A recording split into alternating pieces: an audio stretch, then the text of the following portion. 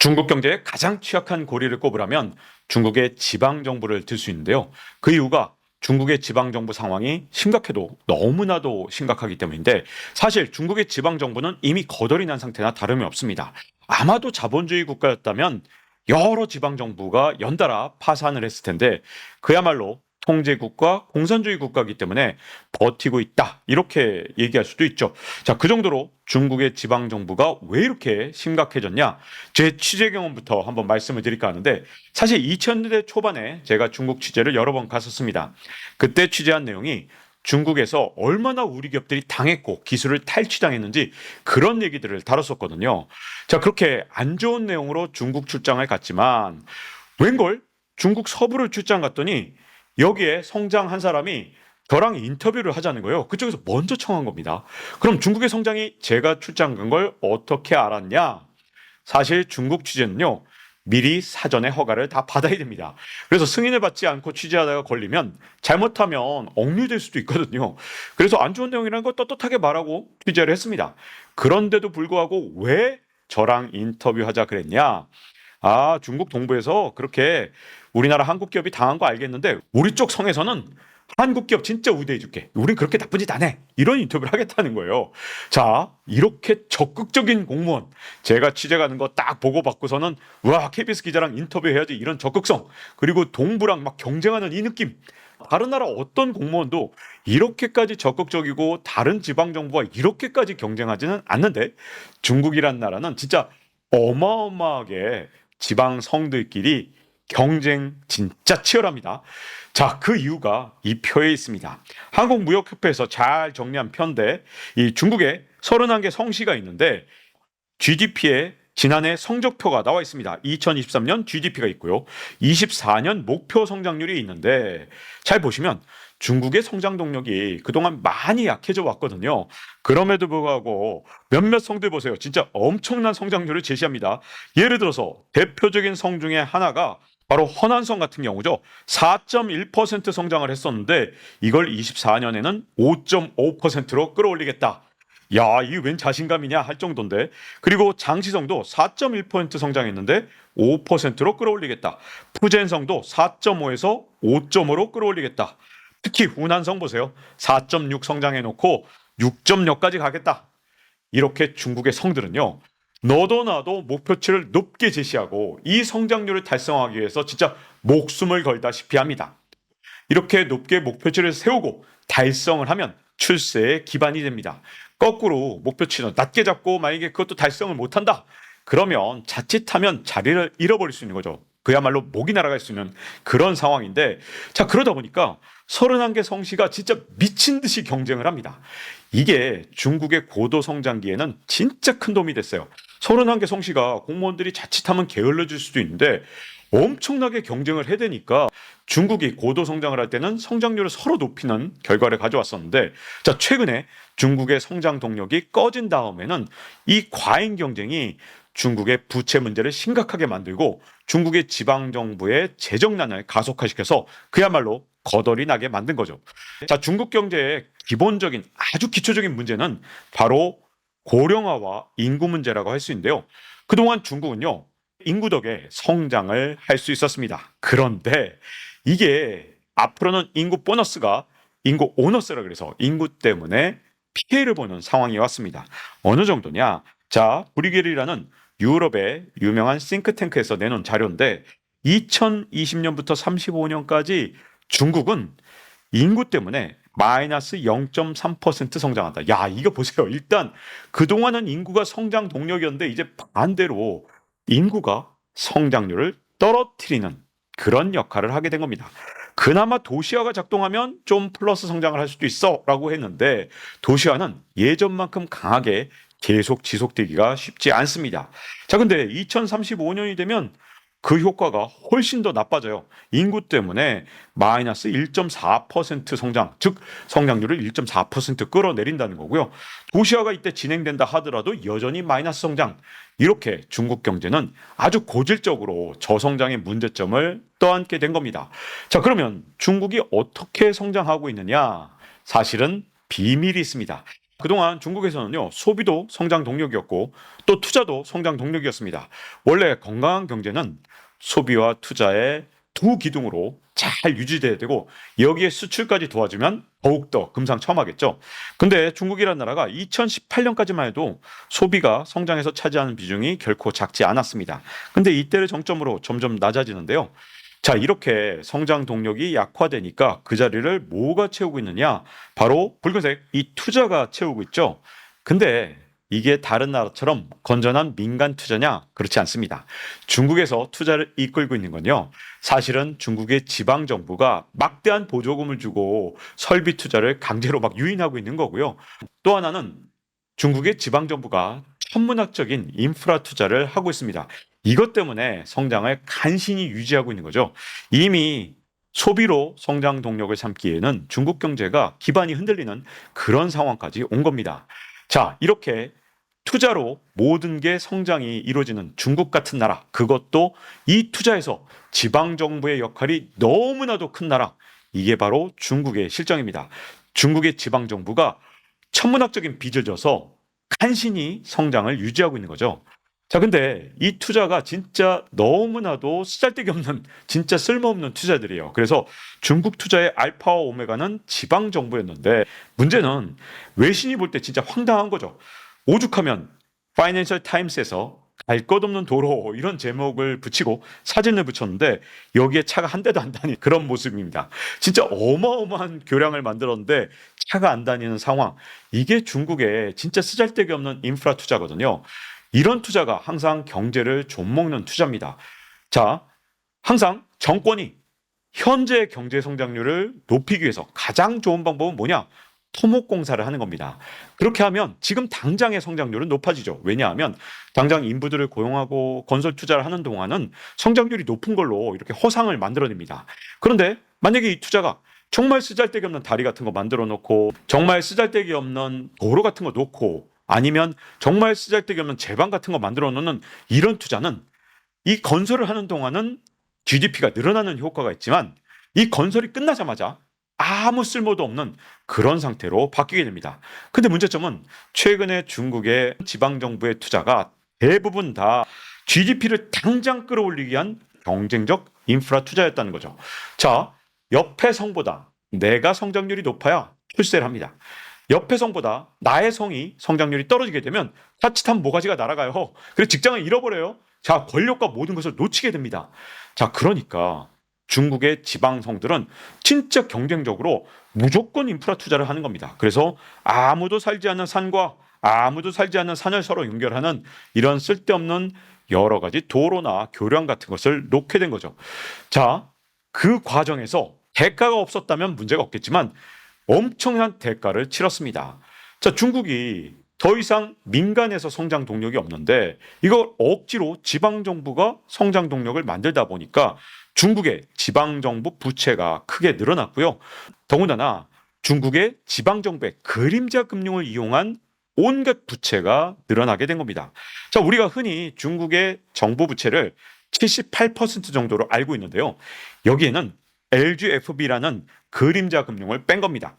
자, 중국의 중앙정부와 지방정부의 부채는 이것밖에 안 되는 것처럼 보이지만 여기에다가 사실은 LGFB라는 그림자 금융 또는 숨어있는 진짜 부채를 다 넣으면 120%에 벌써 육박하고 있고 최근 데이터는 130%라는 얘기도 있습니다.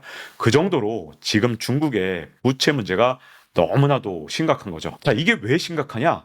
지금 미국의 국가 부채가 GDP 대비 127%입니다. 근데 중국이 지금 130%일 가능성이 굉장히 크거든요. 자, 중국은 미국하고 달라요. 여전히 개도국입니다. 미국은 세계 최강일 뿐만 아니라 금융 강국이고 선진국 중에 선진국이죠.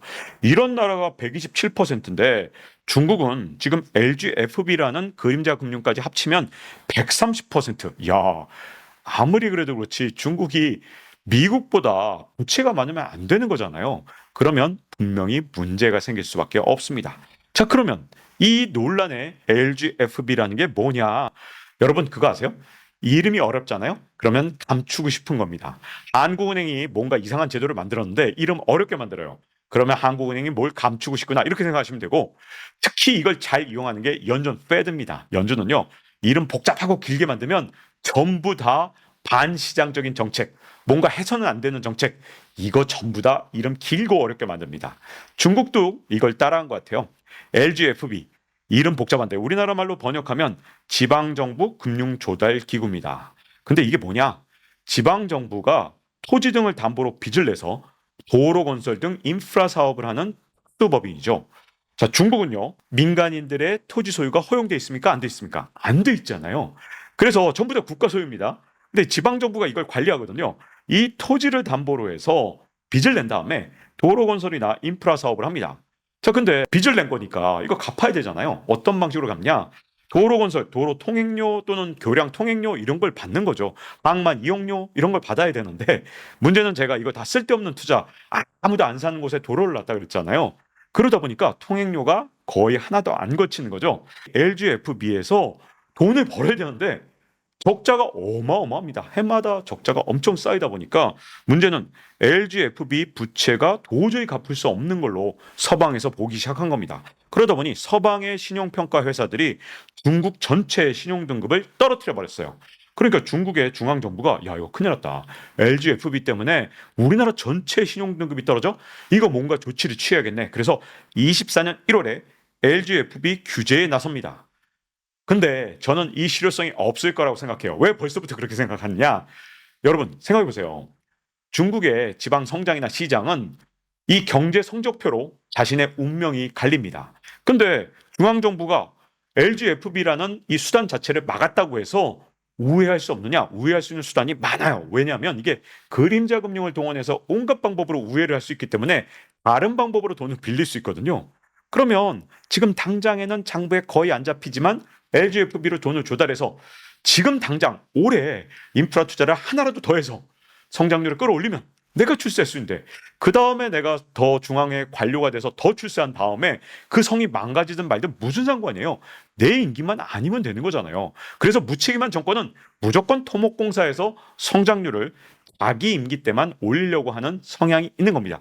이건 전 세계가 공통인데요. 자, 이런 상황에서 LGFB를 규제한다고 해서 지방정부가 고지고대로 따를 것이냐? 저는 온갖 꼼수를 동원해서 이걸 피할 거라고 봅니다. 그래서 실효성이 크게 없을 거라고 보고요. 또 한 가지 중국의 중앙정부가 내놓은 방침은 LGFB를 일부 인수하는 겁니다. 그러면 서방에서 야 LGFB 부도나 이래서 신용등급이 떨어졌으니까 우리가 대신 갚을게 이렇게 나선 건데 이거는 양날의 검이죠. 아니 부실 자산을 중앙정부가 떠안으면 뭐 당장은 그래 뭐 중앙정부니까 갚겠지라고 생각을 하겠지만 또 한편으로는 야 이 많은 LGFB 이 부채를 결국은 중국 중앙정부가 떠안을 거니까 중국 정부 전체가 무실화되겠구나 이런 생각을 또 서방에 주잖아요. 그래서 양날의 검인 정책을 내놨습니다. 이 두 가지 정책이 과연 중국의 LGFB에 대한 불신을 얼마나 불식할지 모르겠지만 앞으로 중국한테는 과제로 남을 가능성이 큽니다. 자, 거기다가 두 번째 문제가 있어요. 자, 거기다가 두 번째 지방자치단체에 문제가 있습니다. 유령도시, 바로 구의청인데, 자, 구의청에 대해서는요, 이미 2013년부터 너무나도 많이 나왔습니다. BBC 뉴스에서 중문판에 유령도시와 중국의 도시화라는 기사를 그 당시에도 썼었는데, 대규모지만 사람이 살지 않는 공허의 도시와 유령도시가 급속히 등장하고 있다. 이렇게 기사를 쓰면서 사진까지 보여줬죠. 아무도 없는데 한 사람만 딱 있는 거.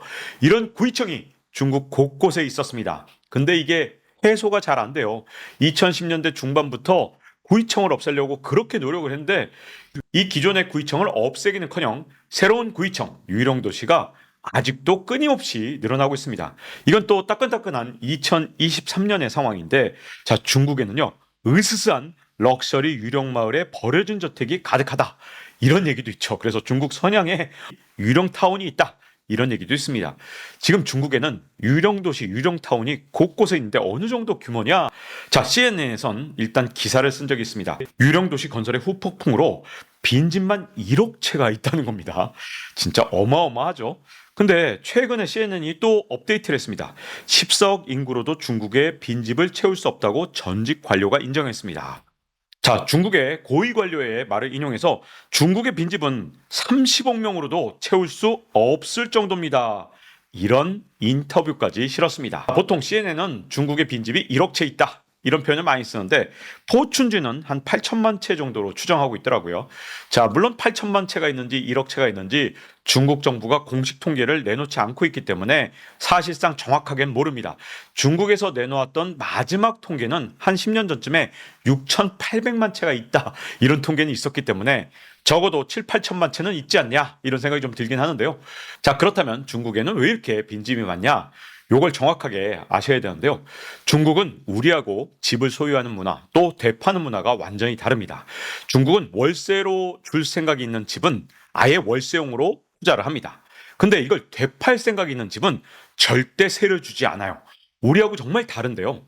그 이유는 집을 아무래도 더 깨끗하게 유지해서 월세를 안 주고 이 상태로 그대로 되팔아서 새로 이사 오는 사람이 인테리어를 하면서 들어오도록 하는 게 중국의 집을 되파는 문화거든요. 그러니까 빈집 그대로 놔두는 게 중국식입니다. 그러다 보니까 중국에는 빈집이 다른 어떤 문화권보다 진짜 많습니다.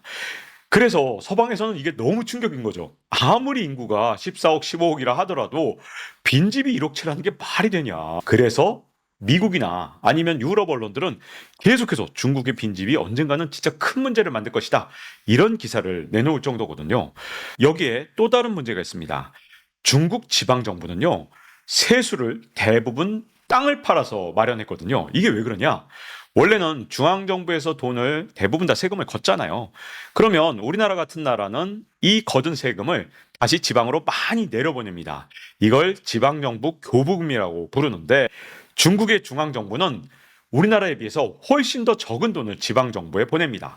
근데 경제 개발이든 뭐 설비 투자든 인프라 개발이든 이런 모든 경제 개발 관련을 지방정부한테 다 떠넘기는 게 중국의 중앙정부거든요. 자, 즉 중국 중앙정부가 생각할 때는 야, 지방정부끼리 경쟁시켜 놓으니까 진짜 편하네, 우리는 뒷짐지고 있으면 지들끼리 알아서 하네, 이렇게 생각하는 거예요. 자, 근데 교부금을 많이 안 주다 보니까 지방정부가 어떻게든 세금을 확보해야 되잖아요. 그래서 세수가 거의 없다 보니 어떤 꼼수를 내놨냐? 바로 땅을 파는 방법을 택한 겁니다. 어떻게 파느냐? 그래서 뭐 최대 한 70년까지 주택지의 경우는 토지 사용권을 지방정부가 판매를 하는데 이 판매 대금이 전체 지방정부 세수의 92%, 이게 21년 중국의 공식 통계로 나와 있습니다. 즉 토지 사용권, 70년 토지 사용권을 파는 건데 이걸 개인들한테 파는 경우보다는 토지 개발 회사에 파는 경우가 진짜 많거든요. 그 대표적인 게 비구이안 또는 헝다입니다. 이게 비구이안이 원래는 21년까지 1위를 하던 업체고 헝다가 2위였거든요. 근데 22년에 헝다 사태 생기고 23년에 비구이안 사태가 생겼죠. 자, 이 과정에서 1위, 2위 업체가 다 무너지니까 더 이상 땅을 사줄 곳이 없는 겁니다. 예전에는 토지 개발 회사들이 중국 지방정부가 파는 이런 토지들을 굉장히 비싸게 이 사용권을 사줬었는데 문제는 이 토지 사용권을 사주는 회사가 없다 보니까 지방정부의 세수가 거의 제로로 간 겁니다. 그러니 지방정부가 세수가 거의 없으니 그야말로 거덜이 난 거죠. 23년부터는 토지 개발 수입, 이게 거의 제로입니다. 그러니 야, 빚은 엄청난데 문제는 세수가 거의 없으니 중앙정부가 주는 쥐꼬리만한 돈으로 이제 먹고 살아야 되거든요. 야, 그러니 지방정부가 그야말로 다 파산 직전에 있는 거죠. 자, 그래서 어떤 사태가 일어났었냐? 23년 1월에 헤이룽 장성의 기온이 영하 50도까지 떨어진 적이 있었습니다. 그런데 난방이 끊겨버렸어요. 그 이유가 뭐냐? 중국이란 나라가 공산주의다 보니까 지방정부가 난방비 보조금을 주는 게 굉장히 컸거든요. 그래서 이 보조금을 통해서 뭐 가스회사라든가 아니면 여러 가지 에너지 회사들이 난방 에너지를 보냈던 겁니다. 근데 이 보조금을 줬더니 하나도 없어요. 그래서 어떻게 됐느냐? 이 난방 에너지를 보내는 회사들이 이 난방 연료를 다 끊어버린 겁니다. 그랬더니 이 해룽장성에서 모든 주민들이 추위에 떨면서 겨울을 보내는 경우가 진짜 많았습니다. 그래서 이 대란이 일어나니까 이게 외신으로도 보도가 됐던 건데 이 상태는 지금도 계속되고 있고 오히려 더 심화되고 있죠. 근데 지금은 이 보도가 잘 안 나옵니다. 그 이유가 중국이란 나라가 이렇게 큰 사태가 나기 전에는 이게 다 보도가 잘 안 되잖아요. 더군다나 SNS망도 다 통제되고 있다 보니까 중국 주민들이 얼마나 고통받는지가 잘 안 나오는데 근데 진짜 중요한 것 중에 하나가 중국의 지방 정부는 이런 인프라 투자만 하고 이런 가스비만 대주는 게 아니라 여기에다가 온갖 복지 지출도 지방 정부가 하는 경우가 진짜 많거든요. 근데 이 복지 지출이 다 줄어버렸습니다. 이 과정에서 사람들이 정말 가난해진 거죠. 그러다 보니 여러분들 아시다시피 중국인들이 진짜 우리나라 밥처럼 먹는 돼지고기 가격이 무려 30%가 떨어졌는데 그럼에도 불구하고 중국의 돼지 소비가 줄어들었죠. 그 이유가 뭐냐? 아무리 값이 싸져도 중국의 서민들이 지금 쓸 돈이 없는 겁니다. 지방 정부가 그나마 주던 예를 들어서 노인들을 위한 여러 가지 연금들 이런 것들이 싹 사라진 거죠. 이게 당장 경제에서 소비 감소로 나타나는데 기사화가 잘 안 되니까 지금 눈에 안 보이는 거고 지방 정부가 파산하지 않는 건 진짜로 공산주의 통제 정부이기 때문에 가능한 거지. 이거 진짜 자본주의였으면 100번도 더 파산했을 지방 정부들이 간신히 올해를 버티고 있는 겁니다. 자, 근데 중국 망한다는 얘기는 진짜 수십 번 들었는데 아직까지 안 망했다. 또 망한다는 소리냐? 일단 이 컨텐츠는 중국이 망한다는 소리는 아닙니다. 하지만 일단 지금의 중국의 경제 상황이 과거와 다르다는 것은 분명히 짚고 넘어가겠습니다. 중국이 지금까지 아무런 문제가 없었던 이유, 그 이유는 중국의 성장이 굉장히 건전했기 때문이에요.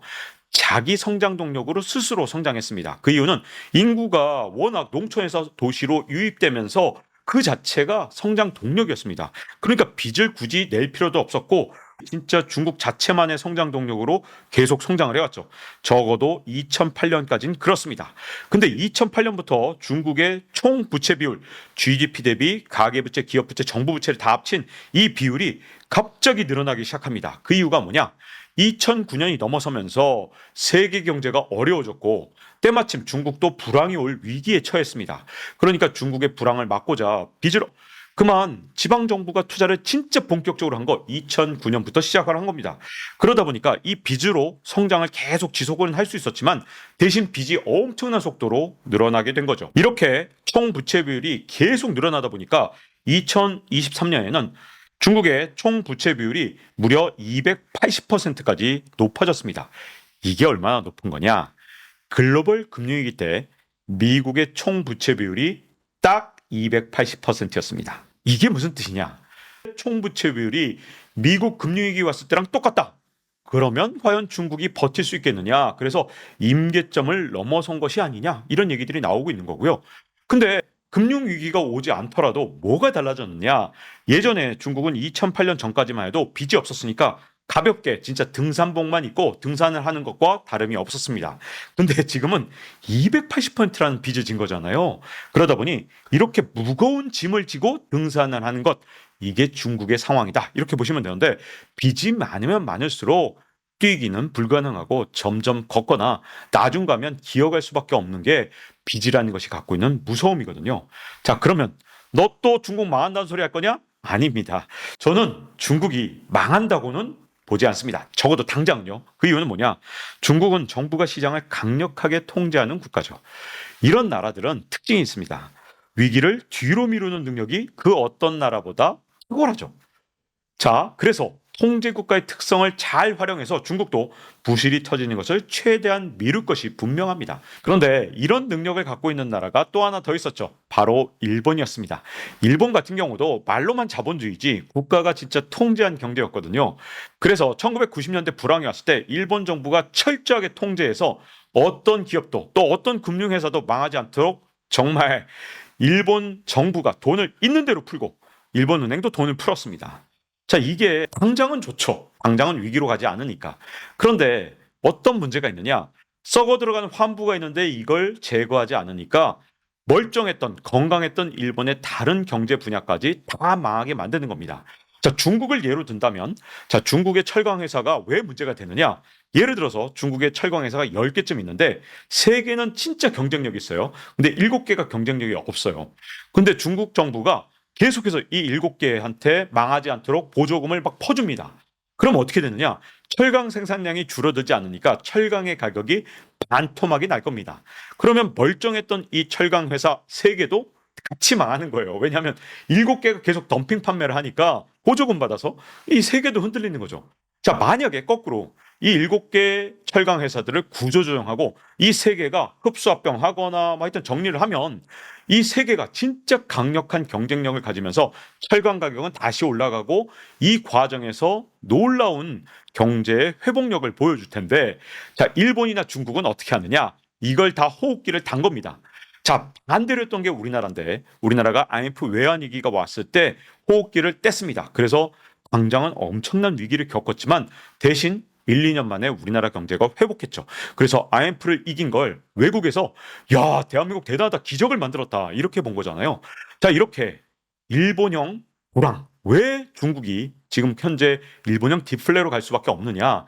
지금 중국의 경제적 선택이 일본의 1990년대와 너무나도 닮아 있기 때문입니다. 다만 일본의 불황과는 좀 다르게 있는데요. 일본은 그때 1인당 GDP가 미국을 능가했었습니다. 근데 지금 중국의 GDP는 미국의 5분의 1, 6분의 1 정도밖에 되지 않아요. 진짜. 다만 인구가 워낙 많다 보니까 GDP가 좀 비슷하게 가는 건데 1인당 GDP는 엄청난 차이가 나죠. 그런데 중국이 일본의 정책을 따라한다? 물론 위기를 자꾸 미뤄서 시간을 늦출 수 있겠지만 이 과정에서 부실은 자꾸만 눈덩이처럼 커져갈 겁니다.